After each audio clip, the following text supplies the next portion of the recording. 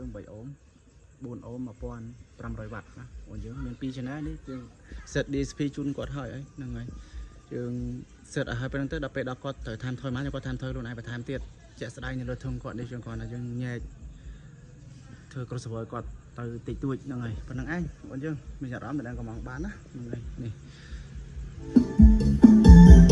អត់ប្រយោជន៍បងយើងនេះសង់នេះពីទឹកនេះបងយើងសង់ពីទឹកទៀតអេនេះអូហ្នឹងហើយនេះសក់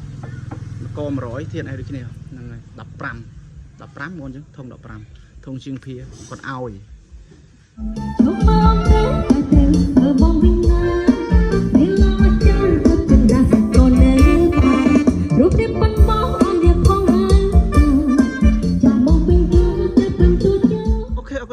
ខ្ញុំសេតស្រឡាញ់តែប៉ុណ្ណឹងបងយើងណាពេញចិត្តអីចង់ទៅបន្ថែមឲ្យសັບឲ្យលឺផ្លោងលឺឆ្ងាយលឺចិត្តអាហ្នឹងស្រាប់តែបងចាស់ខ្ញុំសេតឲ្យទៅយកប៉ុណ្្នឹងឯងតាអរគុណច្រើនបងយើងមានវីដេអូមានខ្លីៗប៉ុណ្្នឹងឯងបើពេញចិត្តស្រឡាញ់កុំភ្លេចជួយ like ជួយ share និងជួយកំងផងអរគុណច្រើនបាយបាយជម្រាបលាបងប្អូនយើង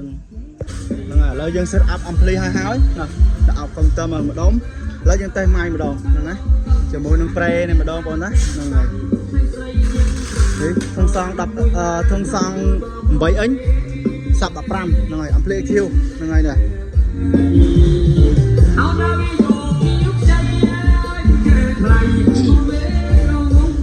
អូខេឥឡូវយើងតេស្តម៉ៃម្ដងណា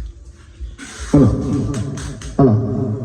អូខេបងយើងនេះសលេងអេមែនតើហ្នឹងហើយទូម៉ៃខ្សិញខ្ញុំបងយើងនេះហឡូបាទ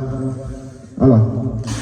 អូខេបងយើងនេះម៉ៃក៏ស្អាតដែរខ្សិញញ៉ាញ់សួរយូអម24D តាម18ណាហ្នឹងហើយថ្ងៃនេះយកបានតេស្តជាមួយ MR ជាមួយ mixer ធំទេទីតេស្តជាមួយ spray នេះម្ដង